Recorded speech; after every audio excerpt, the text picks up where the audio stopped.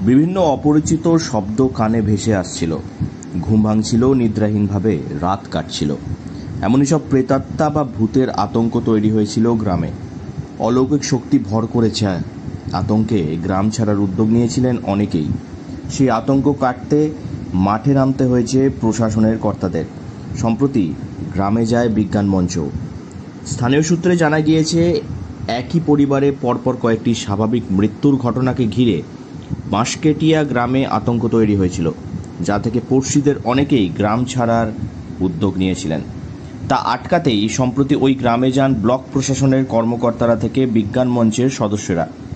তারপরই গ্রাম ছাড়ার সিদ্ধান্ত থেকে সরে আসেন বাসিন্দারা। ইঁদপুরের ভেদুয়াশোল পঞ্চায়েতের বাঁশকেটিয়া তফসিলি জাতি অধ্যুষিত প্রান্তিক গ্রাম কৃষিকেন্দ্রিক এই গ্রামে পরিবারের সংখ্যা প্রায় 40টি। বাসিন্দাদের অধিকাংশই কৃষি শ্রমিক থেকে দিনমজুর। গ্রামের একটি পরিবারের পরপর মৃত্যুর ঘটনায় আতঙ্ক তৈরি হয়। পড়শিদের মনে হতে থাকে প্রেতাত্মা বা ভূতে পেয়ে এইসবের মৃত্যুর ঘটনা। সেই থেকেই পড়শিরা আতঙ্কিত হন।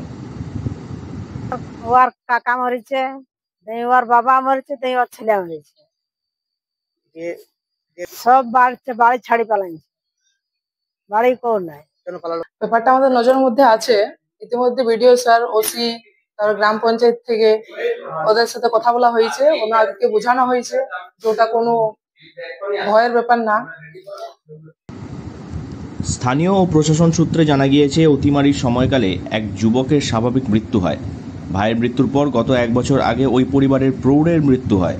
সম্প্রতি ওই প্রৌঢ়ের বছর 17 বছর বড় ছেলের মৃত্যু হতেই আতঙ্ক দানা বাঁধে। একই পরিবারের 2 ভাই ও এক কিশোরের মৃত্যু হতেই গ্রামে চাঞ্চল্যের সৃষ্টি হয়। তবে প্রশাসনের দাবি 3টি মৃত্যুই স্বাভাবিক মৃত্যু।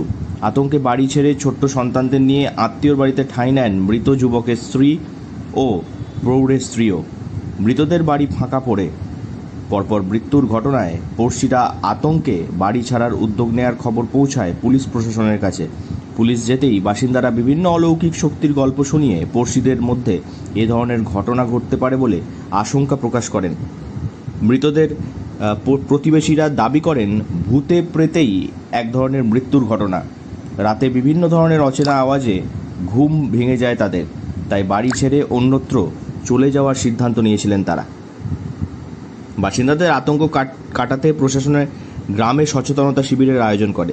সম্প্রতি গ্রামে যান ইঁদপুরের বিডিও সুমন্ত ভৌমিক, ওসি মনোরঞ্জন নাগ, পশ্চিমবঙ্গের বিজ্ঞান মঞ্চের ইঁদপুর বিজ্ঞান কেন্দ্রের সভাপতি সুদীপা বন্দ্যোপাধ্যায়, সম্পাদক মোনালিসা পাত্র, বিজ্ঞান কেন্দ্রের সদস্য চিকিৎসক রামেশ্বর মুখোপাধ্যায় প্রমুখ। প্রশাসনের কর্তা থেকে বিজ্ঞান মঞ্চের সদস্যরা বাসিন্দাদের ভীতি কাটাতে বিভিন্ন যুক্তি উপস্থাপন করেন। বিজ্ঞান কেন্দ্রের সম্পাদক মোনালিসা পাত্র জানান, একই পরিবারের পরপর মৃত্যুর ঘটনায় আতঙ্ক ছড়ায় বাসিন্দাদের মধ্যে। ঘটনার পিছনে অলৌকিক কিছুই না, তা বাসিন্দাদের বোঝানো হয়। রাতে অন্য কিছুর শব্দ থেকেই ভয়ের সৃষ্টি হয়। ওই পাড়া অন্ধকারাচ্ছন্ন হওয়ায় তা থেকেও বাসিন্দাদের মধ্যে ভয়ের উদ্বেগ হতে পারে। বাসিন্দাদের যুক্তি দিয়ে বোঝানো হয়েছে। শিবিরের পর বাসিন্দারা জানিয়েছেন আতঙ্ক কিছুটা কেটেছে। বাঁকুড়া থেকে নীলাঞ্জন ব্যানার্জির রিপোর্ট, লোকাল 18 বাংলা।